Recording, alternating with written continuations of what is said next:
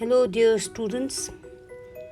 So, today we will be focusing on this one act play titled The Proposal by Anton Chekov. This play is about the tendency of rich family or families to hunt ties with other wealthy families to extend their estates by encouraging marriages that observe economic sense. So, one act play is a play that has only one act, as distinct from other plays that occur over several acts. The Proposal by Anton Chekov is a one act comedy which forces us to think about relationships while revealing the dynamics that shape our choices. The play is an energetic whimsy presenting three characters at the height of their selfishness and stubbornness. So the three characters are Ivan Vasilievich Lomov, Natalia Stepanova, and Stephen Stepanovich Chubukov. Anton Pavlovich Chekov was a Russian playwright and short story writer who is considered to be among the greatest writers of short fiction in history. He was born on January 29, 1860 in Russia and died on July 15, 1904. So here in this play, Chekov describes the odd courtship of Lomov, who seeks marriage with his neighbor's daughter. Lomov, aged 35, is a long-time neighbor of Chubukov. He is a landowner who has inherited property from his aunt. Though he is well-fed and healthy, he is hypochondriac, meaning he suffers from palpitation and sleeplessness due to his nervousness. Hypochondriac usually develops during adulthood. The symptoms are long-term and intense fear of having to worry over minor issues. So Lomov has already passed the critical stage of marriage, and now he knows that if he were to look for true love or an ideal woman, he would never get married, which is why he is now desperate to get married to Natalia. He feels that she's not bad looking and has some education. He wants to lead a steady and regular life, so that is why he visits the house of his neighbor Chubukov early morning dressed in a formal suit.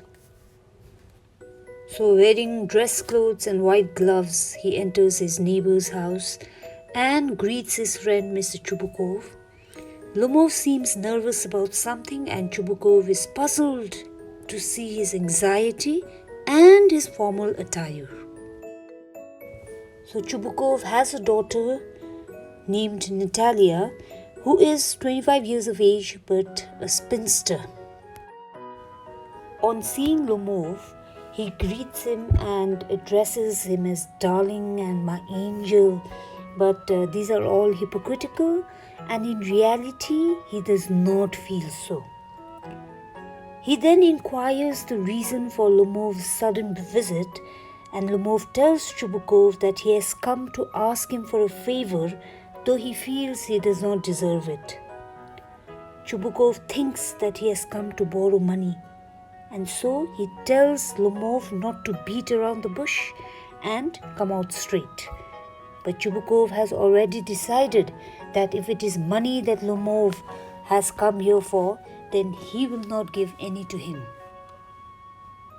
After much hesitation and stammering, Lomov tells him that he has come to ask for the hand of his daughter Natalia. Chubukov is thrilled to hear this and kisses Lomov. He assures Lomov that Natalia will accept the proposal, and he also says that she is in love and is a lovesick cat, and then he excuses himself to go and fetch her. When Lomov is alone, He feels that his body is cold and his whole body is trembling. He thinks about Natalia. He knows she is not that great looking, but consoles his heart because he knows she is an excellent housekeeper and well educated. Moreover, if he does not marry now, he will never get married. He is already 35 with a weak heart and suffers from palpitation. The worst of all is the way he sleeps. No sooner does he begin to doze off, he gets a pull in his left side and something begins to hammer in his left shoulder and his head. He gets up, walks a little, lies down and feels the same again. This continues the whole night. Marriage alone can bring this much needed peace. Natalia comes in and is surprised to see him because her father had told her that a dealer had come to buy something. She begs to be excused for wearing an apron and an old dress. She asks him if he would like to have lunch, to which he declines. Then she offers him smoke and talks about the weather. She is also surprised to find him in a formal dress, but tells him that he seems to look better in it. She questions him as to why he is dressed up in a formal attire. Lomov gets excited but is unable to express the actual purpose of his visit. He instead speaks of the old relations of the Lomovs and the Chubukovs. He tells her that his late aunt and uncle had a great regard for her father and her late mother, and furthermore, his property, the Oxen Meadows, touch her property, Birch Woods. Natalia is shocked to hear that he feels that Oxen Meadows belong to him and claims that it belongs to her and not him. Lomov tries to explain that once there was a dispute over the meadows, but now everyone knows that it belongs to him. His aunt's grandmother put the meadows free from all costs into the hands of the peasants of her father's grandfather for a certain time while they were laying bricks for his grandmother. These people used the meadows free of cost for 40 years and began to consider the land as theirs. This makes Natalia more angry, and she tells him that they have owned the property for nearly 300 years. The meadows are not worth much, but she cannot stand injustice. If he keeps explaining it for 2 days, she will not be convinced. She does not want to take his property, and she refuses to give up what belongs to her. This discussion turns into a quarrel, and the marriage proposal is forgotten. Lomov, who is a hypochondriac, begins to feel all types of pain throughout his body as the discussion escalates. In this course of the quarrel, Chubukov enters and naturally sides up with his daughter. At first he tries to remain calm, but soon he loses his temper when Natalia asks him as to whom the Oxen Meadows belong to, and he says, "Obviously us." Lomov threatens to sue Chubukov, and he counters by saying that the Lomovs are crazy. Chubukov asks Lomov to address him respectfully, but instead is called a land grabber and also threatens to sue him.